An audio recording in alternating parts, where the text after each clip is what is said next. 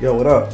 It's your boy, your favorite GM, Craig B of the NSL Hornets. What's happening? All right, back at the Hive,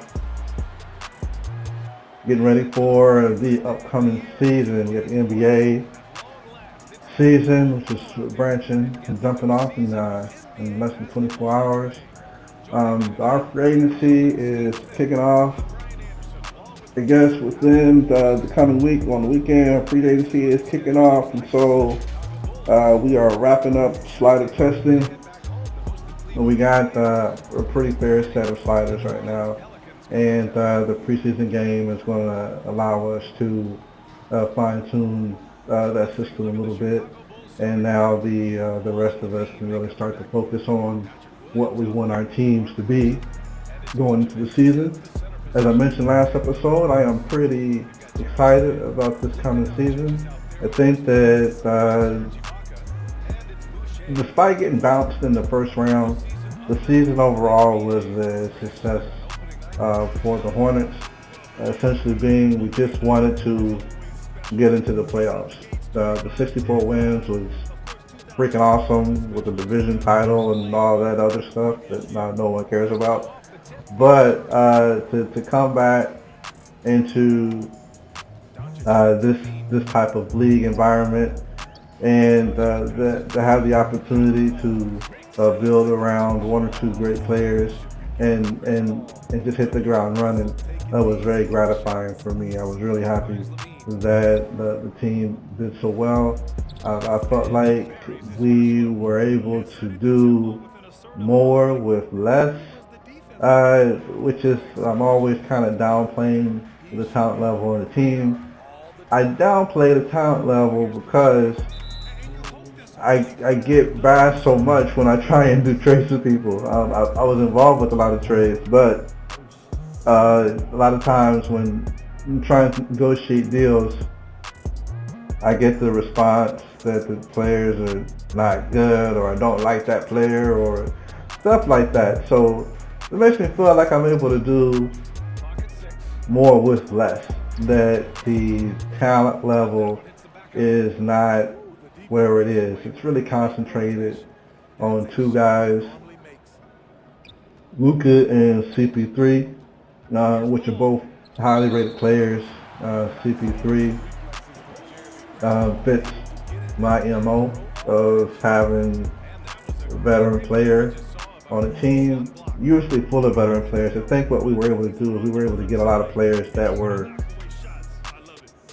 either in the middle of their primes or just kind of at the point where they're going to be exiting their prime within the next 2 years. And then having an opportunity to bring in guys like Boucher and Grant that have an opportunity to still get one more level. I think that carries us into the season. I'm not sure what CP3's productivity is going to be like a year from now, but even if he bombs in the NBA, I think that his core functionality would just mainly just be a playmaker and be strong defensively at the point of attack. That will be prime to what it is that we're trying to accomplish. I think that we will still lean heavily into the defense. I think you'll still see more defensive players on my team as opposed to offensive players, and that's just because the key guys will probably be Luka, of course, and then Jordan Clarkson. I think that over the next week or two, as I have more time, I would try and figure out how to unlock Clarkson. I think that his ratings, his tendencies took a gigantic jump. As I look at his tendencies, he took a gigantic jump in touches and shooting, and I think that I will be able to use that to a strong advantage. Most likely he will still come off the bench, but I hope to utilize that aggressiveness to keep the scoring going where we don't have so many droughts as opposed to last season when it came to periods where if Luka didn't score, the whole team just kind of bogged down, and then we would have those opportunities where teams were able to get back into games and possibly even do this, uh, especially in the third quarter. Third quarters were sometimes really, really bad for us, so we're looking to have more consistent scoring with the bench, and hopefully Jordan Clarkson will lead the bench mob in that regard. And I was hoping to be able to retain the IT3 and DeMarcus Cousins. Neither one of those guys found homes, found NBA homes, so to speak. The rumors that DeMarcus Cousins will be headed to China, which I doubt. And I think that the Cousins is at a place right now where basketball is not the most important thing. If he finds a team, great. If he doesn't find a team, he's probably great with that also. I think that he's accepted his place in life, and that he will be okay with no matter what happened one way or the other. IT3 seems to be fighting for something that is not clear. He is just wanting to find a spot in the NBA. And the thing is that there's not a lot of places where IT3 fits, because teams, GMs probably just don't know what to expect from him. The defensive liability part is really just kind of overrated. If you have a guy like IT3 that can come off your bench and give you, 10, 12, 15 points, I think that every team should want that. But clearly there's some chemistry issues that are preventing teams from making that leap. He's had a few different workouts, and teams have not been willing to give him a shot. And so apparently, there's definitely some chemistry issues, or some chemistry. There's definitely something chemistry-wise the teams are seeing that they're not willing to make that leap, and that's just really unfortunate. I think one team that could definitely use him is probably the Dallas Mavericks. I think that having another ball handler, because Dallas is not going to be great defensively, so they might as well have a guy like IT3 that can come in and really kind of relieve Luka of some of those ball handling responsibilities. Brunson is good, and I think that he's going to have a good career in the league also. But I think that if they had another ball handler, they could get Luka off the ball more, and that'll probably conserve some of his energy, where he's not doing his James Harden impression, or he's fizzling out, towards the end of games in the playoffs, because he's just spent. And maybe a resurgence of Musings will help with that, but maybe not. I just think that anytime you got a guy who's got to handle the ball so much, it's a mental drain, it's a physical drain. You run out of gas, especially by the time you get to the playoffs. So they definitely need another ball handler that can not only distribute the ball but can also go get it. And I think that IT3 would definitely help that situation with the Dallas Mavericks. Overall, I think that I'm waiting anxiously to see what happens with Serge Ibaka and Chris Boucher. Chris Boucher dislocated his finger just before preseason, and the assumption is that he will be ready to play in 2 weeks. He ended up having surgery. He had surgery, and he basically is rehabbing that finger right now. So he's rehabbing that finger, and some of the bench guys from the Toronto Raptors have definitely stepped up, and they're gonna mess around and take my boy's spot. I was really hoping to see him as a starter going into the season, and seeing his productivity ramp up and possibly stabilize a little bit and become a little bit more consistent. It looks like that's not going to be the case. When he finally comes back, he's going to have to work himself back into shape, and it could be, late November, early December before I see the kind of productivity that I expected from him. And that's alright. The scoring isn't so much of a big deal with me. With him, it's the defense, the shot blocking and rebounding, the help defense and stuff like that. So hopefully those things will maintain. If anything, ideally I would like to see them improve, but if they maintain at their current levels, that's fine as well. I do project to play him as a starter at some point during the season. Serge Ibaka. Wow, man, I traded for Serge because I wanted more defense. I wanted more help defense out of the post. And also at the time, Nurkic was out. And so, as this trade was mentioned in my TBT, that part of the trade was thrown in at the last minute. It wasn't necessary that the Ibaka for Nurkic part of the Yusuf part of that trade was something that was thrown in at the last minute. And I think that's the one I wish I could take it back. I typically don't look back on deals, but right after we made that trade, I think Ibaka played like 2 weeks and then he was down, and then Yusuf was back and he was playing, and I think there's like a 4-year age gap between the two players. And so I don't even know what team Nurkic is on right now, the Nurkulator. I don't even know where he's playing right now as far as NSL goes, but that would be a do-over. If I could do over, that would be one that I would be glad to take back, which is takebacks don't happen in our league, so it is what it is. I think that Ibaka will be able to serve a purpose. Right now, he's rehabbing. I think he's doing non-contact drills. So basically, he's just dribbling and shooting. I expect that he will probably be available probably in December at some point, which means that when our season starts, he won't be available, and I will probably be starting Boucher and possibly having Frank Kaminsky can back him up or something of that nature.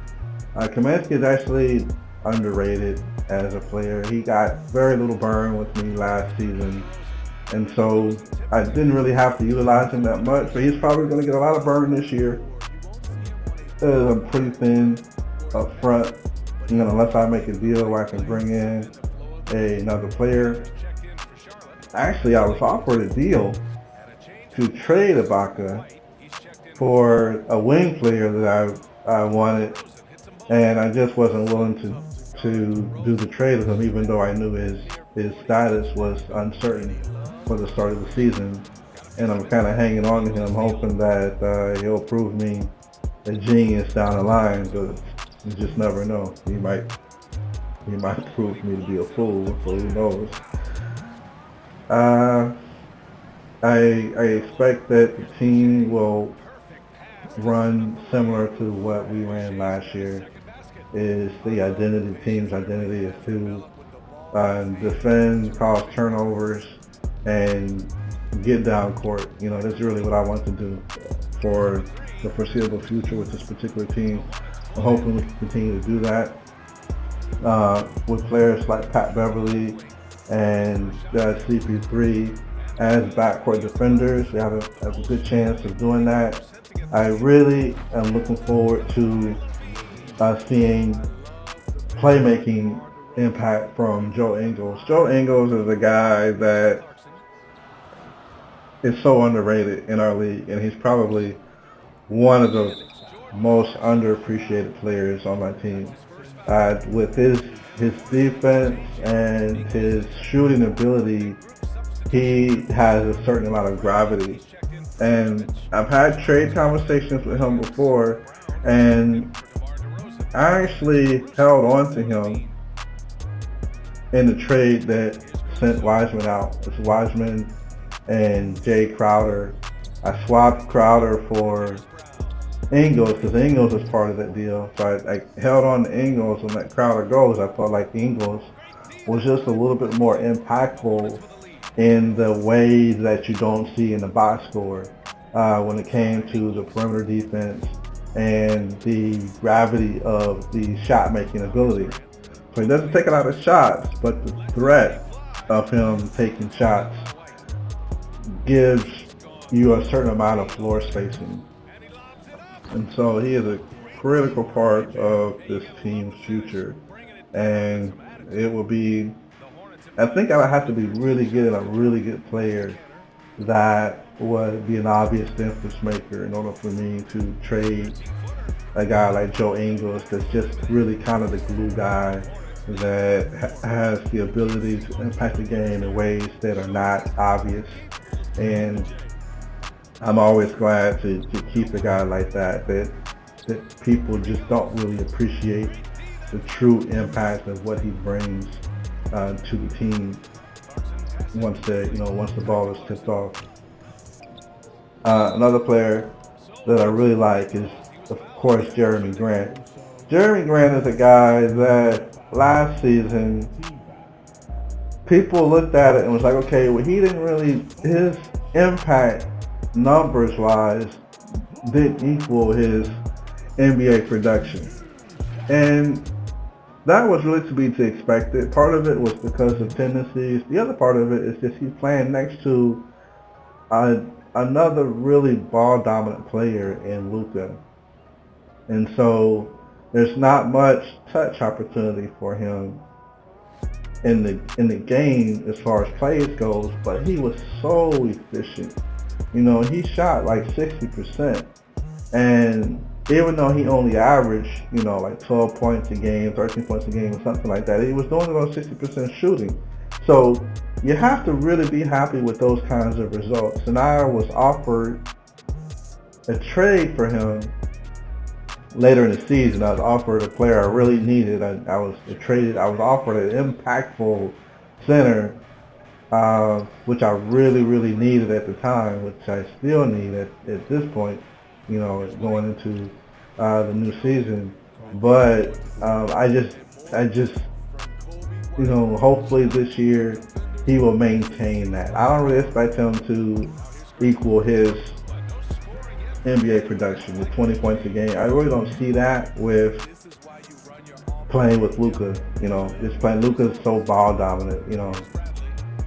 You just kind of hope the other guys contribute at some level, at an efficient level.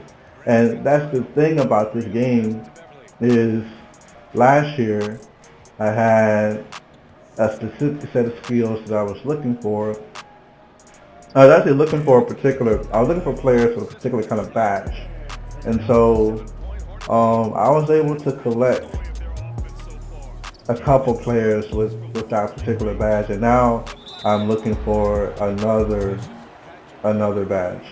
And so the deals that I will make will probably be to acquire players that have a particular badge that I think will impact the efficiency of the team, which is really kind of my concern, is the team's efficiency.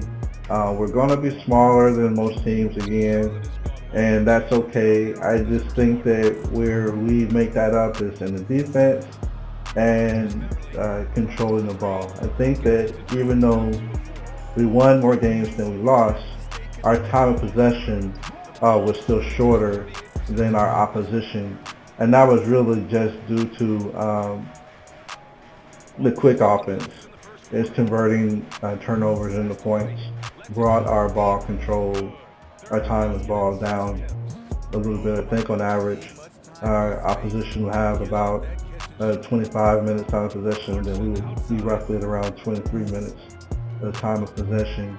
And I was really okay with that. I mean, there's just some things you're just not going to be great at. I mean, once you know what your team is good at, then you can kind of really lean into that.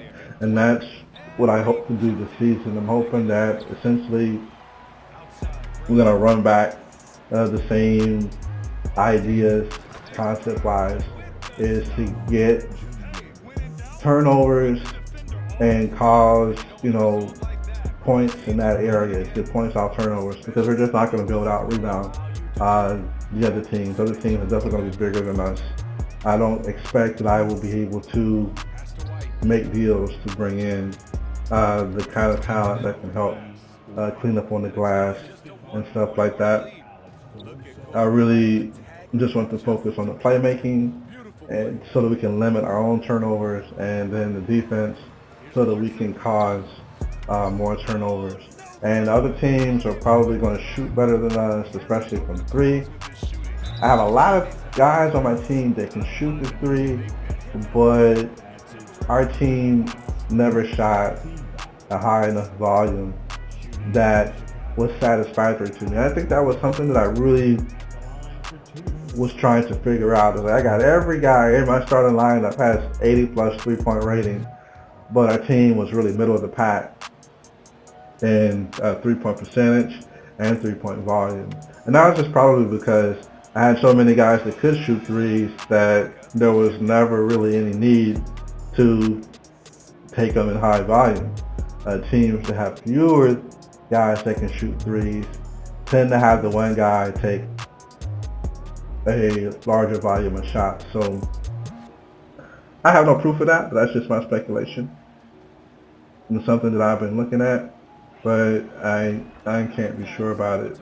Ideally, the expectation is that Luka would take 100 threes, and that's not really what I want. I really want to see the ball distribution. I would like to see our team lead the league in assists, which would be great.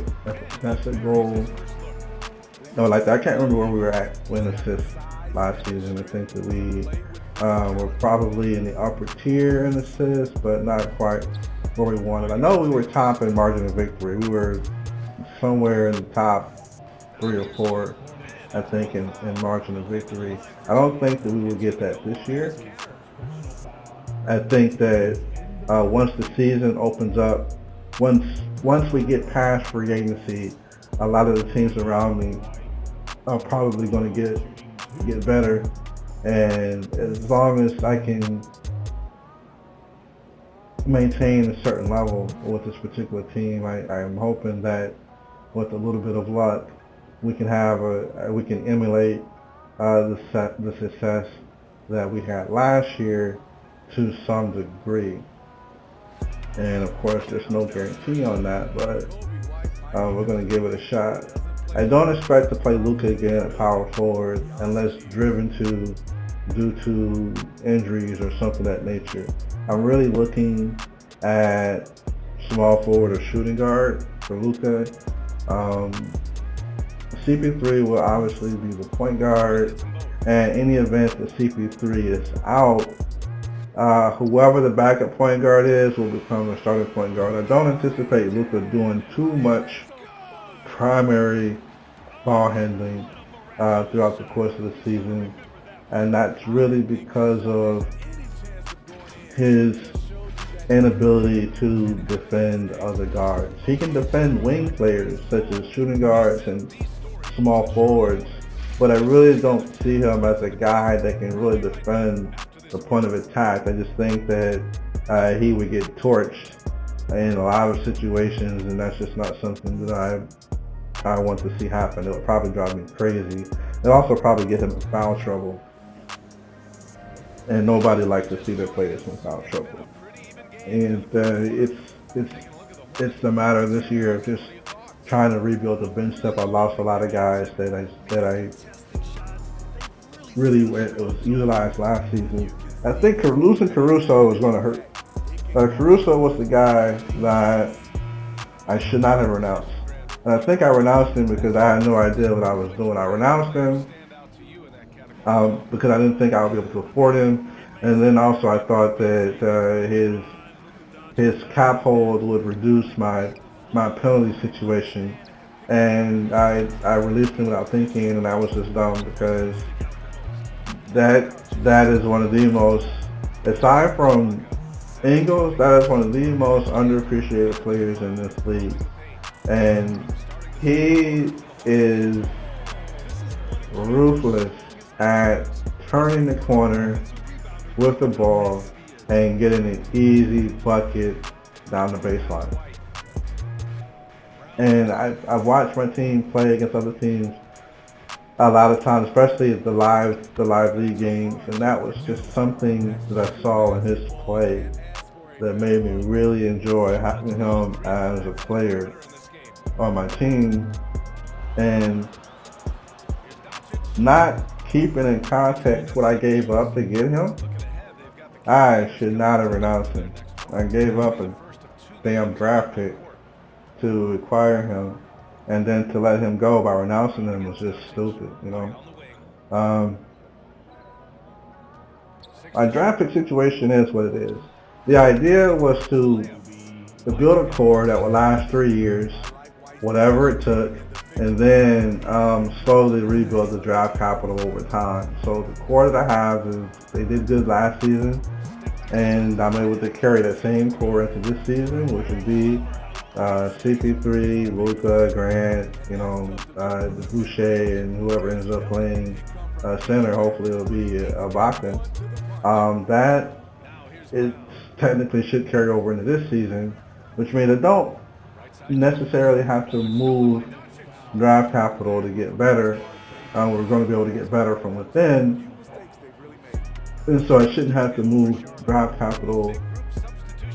If anything, I should be able to start bringing in draft capital depending on where we end up over the course of the season. If the team is not doing as well as I would like, I might end up moving a piece here or there to start rebuilding the draft capital or whatever. I continue to get offers for CP3, which is pretty funny, but so far I don't anticipate trading him because he's the backbone of what this team does. And like I said, his defense in front of attack, and if he can slow the opposing point guard down even a little bit, that's a great help to the overall mission, which of course is to win the game. I'm not really looking to develop guys at this point. I got one guy that's two-way, which is Anthony Lamb, and he looked pretty good a couple of games last season. He was really good in the G League, but he gets it. I don't know. He bombed in summer league, and he's not getting any play time during preseason. So who knows what's going to happen with him? Even with the guard situation in Houston being what it is, you'd think that he would get more minutes, but maybe he's just afraid of playing, you know. Maybe he's got the yips or something, I have no idea.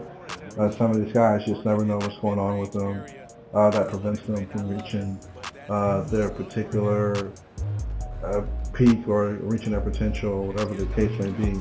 You just kind of have to roll the dice and see what happens.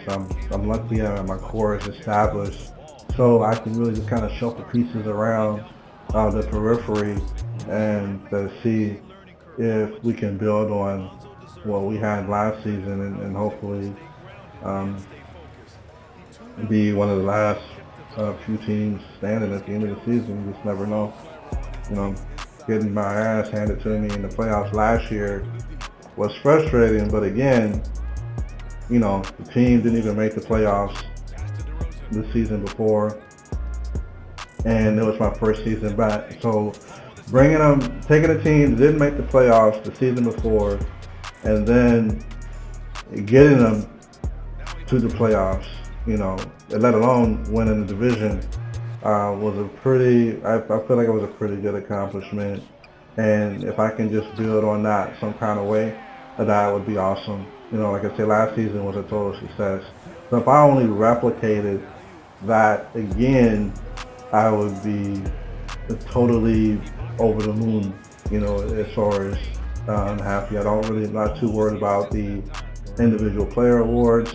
I will do a better job of promoting my players. So I didn't promote my players so much last year, but I will do a better job of promoting my players I also have some new stuff going on with my news that I plan to do.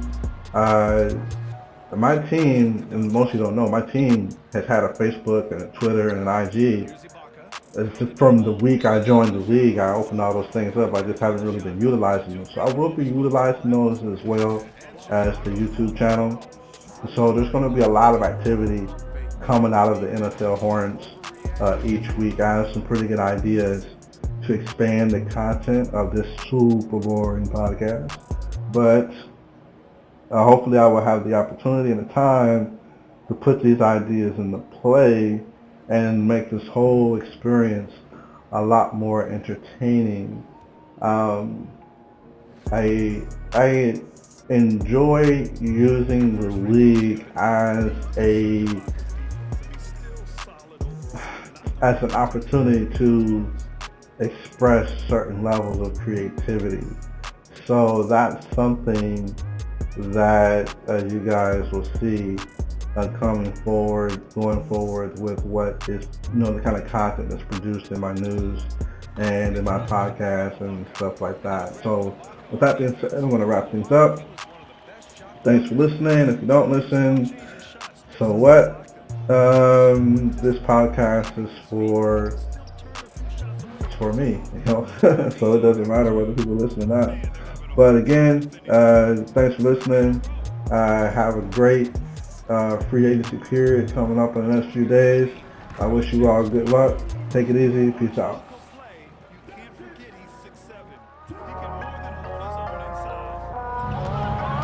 On the wing to Rosen. Back to Levine.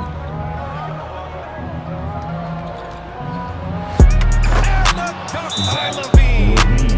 Hey, when in doubt, run the defender off the screen. And you know, with a result like that, we'll see them run it again. Especially if the defense is going to allow you to do it.